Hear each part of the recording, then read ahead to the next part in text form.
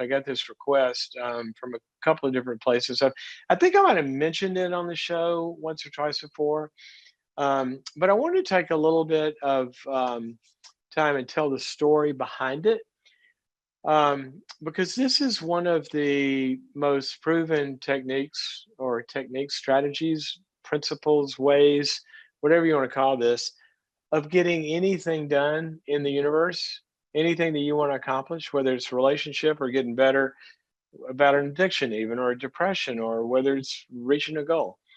And it's a concept that I like to refer to as act like an ant. Act like an ant. You know, little ants that crawl along in your crumbs in your kitchen and drive you crazy? Well, so where does act like an ant come from? Well, it's actually a title of a chapter in one of my books, Nine Things You Simply Must Do. One of the nine things is act like an ant if you're going to be successful. So, where'd that come from? Well, it's a story from my life, is actually where the ant part of it came from, but the principle is bigger than that. But here's what happened. So, I was in graduate school, and when you become a psychologist, you go through, 4 years of college and then like 5 years of graduate school for a PhD. And then you got mixing that, you got internship, and then you got 3,000 more hours after that, which is, it's forever, but basically, right? But what happens is they put a time limit on it that you go through all your school and your training, and then you have a couple of years after that where you have to finish your dissertation. And so I'd finished all the school, I was working, I was in practice and all that, but I hadn't done my dissertation yet. Dissertation is a big research project. Now, at that time, when I was in school, and I was working, I was seeing people, I was doing a lot of different stuff, working my butt off, it was fun, I loved it. But I didn't love the thought of doing a dissertation. You know why? It scared the crap out of me. It just seemed like the biggest, most impossible, unfathomably unhurdleable, hurdle. Like there's no way over this. It just seems so big. Every time I would think about it, I would just get overwhelmed, and I would just do whatever I do when I get overwhelmed. Just I go play golf, and so somehow I figured out after a while in these overwhelmed moments, my golf was getting better, but the dissertation wasn't getting written. And so then I started to get scared because there was a time limit. If you don't make it in the time limit, then all that school goes to waste. I mean, you don't have a degree. You learned a lot, but you don't have a degree. Can't do much without the degree. So I thought I better get moving here. And so I was overwhelmed. I didn't know what to do. So at this point, though, I was more than overwhelmed. When I'm overwhelmed to go play golf, I was scared. And so I did what I do when I get scared. Since then, I've learned to pray when I'm overwhelmed as well. But back then, if I get scared, I pray. So I started praying. I said, God, what am I going to do? How am I going to get a dissertation? And, you might call me crazy for this, but I heard God lead me.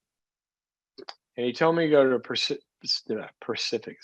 specific place in the Bible and read a specific passage. I didn't know what it was till I got there. Here's what it said. Go and observe the ant, O sluggard, and observe her ways, who, it starts to describe, gathers her food in the summer and but it says, go watch the ant, O sluggard. Now, my first thing was, I kind of got mad at God. I go, God, I am not a sluggard, okay? Sluggard's a lazy person. I'm working my butt off, and I had been for a long time, ever since I got out of college, like really working hard. Now, how can you call me a sluggard? But he did. So remembering who's God and who's not, I go, well, what does that mean? So I go do a word study on the word sluggard. And here's what it actually, there's some meanings, etymology of this and the derivations. Part of what sluggard means, the actual word, I think it means to lean. It's like somebody that just leans up against a building, sluggard, not doing much. But part of the root etymology of this is it also meant indolent. And I look up indolent and start studying that word. I think it was indolent. And here's what it meant: pain avoidant. Pain avoidant. In other words, a sluggard is somebody that avoids pain. I go, okay, God, you got me there because this dissertation is painful and I am avoiding it like crazy because it seems overwhelming. But you told me the way out of here is to go observe the ant. Now, what the heck does that mean? So I shared it with somebody that prays for me a lot and asked them to pray about it. You know what they did? They went and bought me an ant farm, literally. Said, here, I prayed about this. I ordered you this ant farm. God said, go observe the ants. So here, set this up. So I think this is ridiculous. So I take the ant farm, I set it up in my office, and I put the sand in there and pour the ants in. They're a little test tube. They're all sleepy from the trip, and they're like not doing anything. They're just lying in the sand. And I'm watching it for a few days, and I don't see a dissertation appearing. Okay, it's just not happening. Dissertation is like writing a book plus research. This isn't working. So at this point, I'm overwhelmed, not scared anymore. I'm overwhelmed and mad. So I went and played golf for a week. I took off. I say, I'm just getting away from all this. I went away. Came back, had forgotten about the ant farm. Came back. I walk in my office, and there's this ant farm. And I went, oh my gosh. The ants had built a civilization. They had built a city. There were tunnels and highways and byways and towers. I'm going, how did this happen? How did this happen? And I look at the ant. I start to observe its ways. I see the ant.